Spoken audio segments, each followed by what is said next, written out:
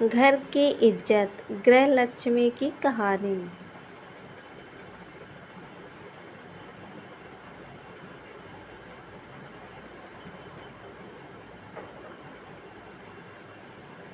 अरे जरा ऊपर लगाओ इसे और वो गुलाब के फूलों की 2 मालाएं भी बना कर रख लो।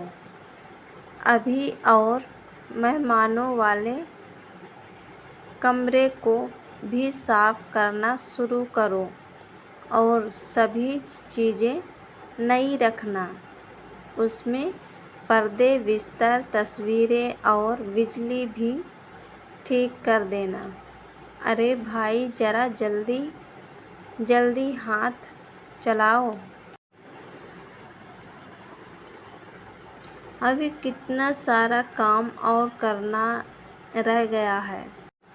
घर के मुखिया जगत नारायण सभी लोगों को दिशा निर्देश देते हुए काम के बारे में बताते हुए अपने मन में ही खुश हो रहे थे। उनकी पत्नी नीलम जी यह सब देखकर मुस्कुरा रही थी और रसोई घर में पकवानों को बनाने में व्यस्त थी। कुछ अपने ख्यालों को, अपने विचारों के पंख देने में खोई हुई थी। विभिन्न प्रकार की मिठाइयाँ और पकवान आज इस घर में बन रहे थे।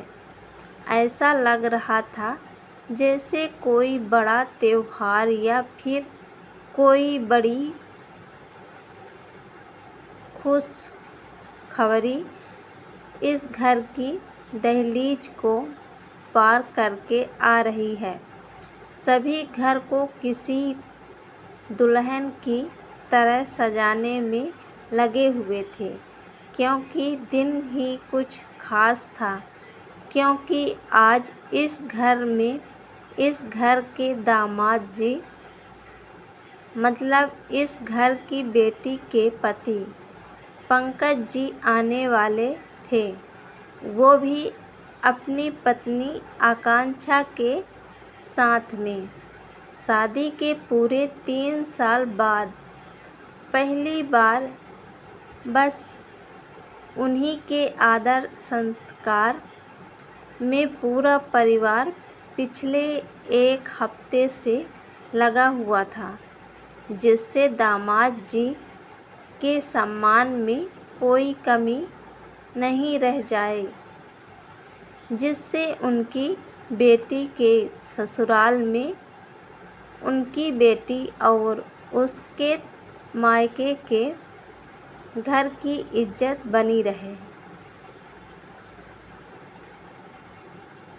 पंकज और आकांक्षा दोनों रेलगाड़ी में बैठ चुके हैं और कुछ ही घंटों में यहाँ आ जाएंगे। रेलवे स्टेशन पर उनको लेने के लिए किसी को भेज देना। चाय पीते हुए जगत नारायण अपनी पत्नी नीलम जी से कह रहे थे।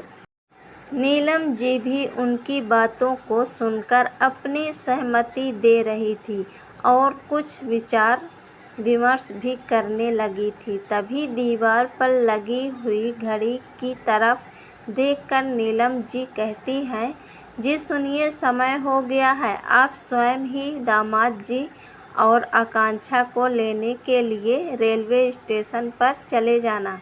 मैं कुछ बचा हुआ काम कर लेती हूँ और फिर उनके स्वागत की तैयारी में भी लगना है। घर के दामाद जी का स्वागत कुछ ऐसे हो रहा था जैसे स्वयं ईश्वर उनके घर में आ रहे हो।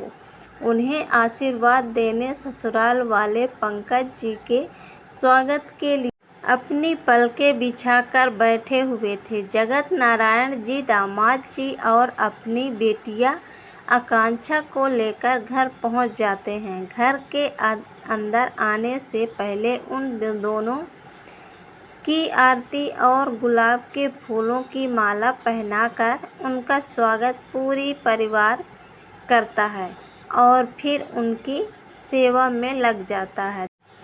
दामाद जी को खुश देखकर सभी लोग संतुष्ट हो जाते हैं। उनके घर की इज्जत बनी रहे इसकी कोशिश में लगे रहते हैं। पंकज आज स्वयं को एक सियासत का महाराजा होने का अनुभव कर रहा था।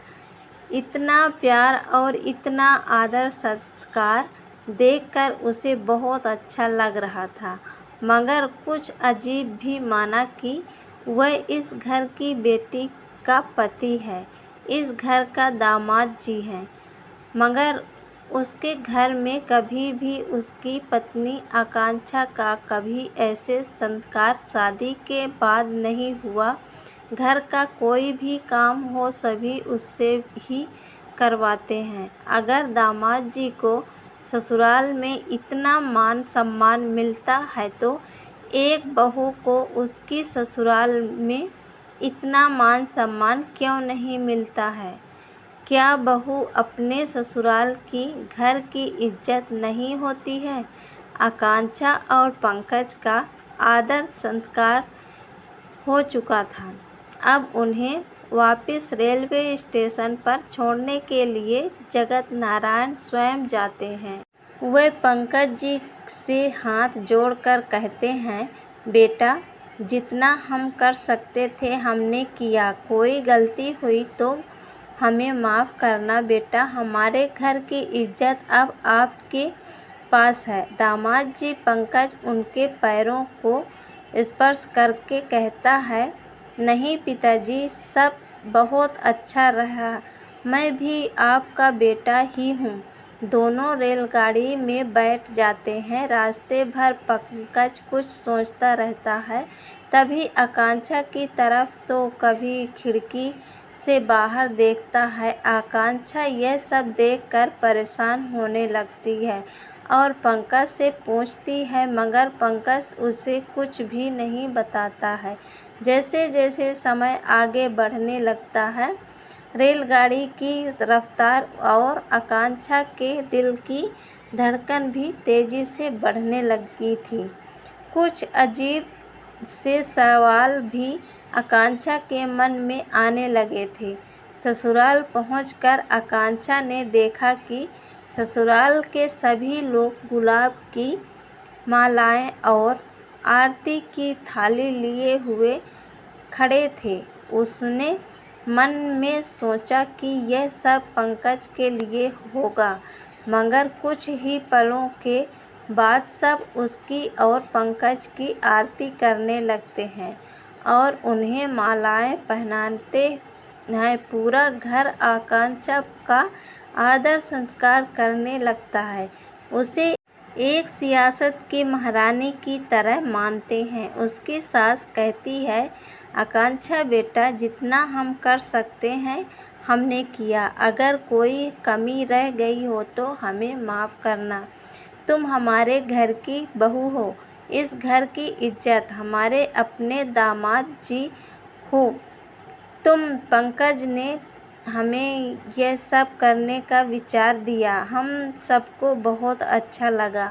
हमने इस पर अमल भी किया। यह सब सुनकर आकांक्षा की आंखें नम हो जाती है। फिर पूरा परिवार उसे अपने गले से लगा लेता है।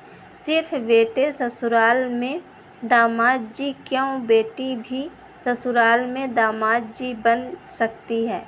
सिर्फ बेटी ही नहीं, बहू भी घर की इज्जत होती है। ये कहानी पसंद आए तो लाइक और शेयर ज़रूर करिएगा। अब मिलती हूँ अगले कहानी में।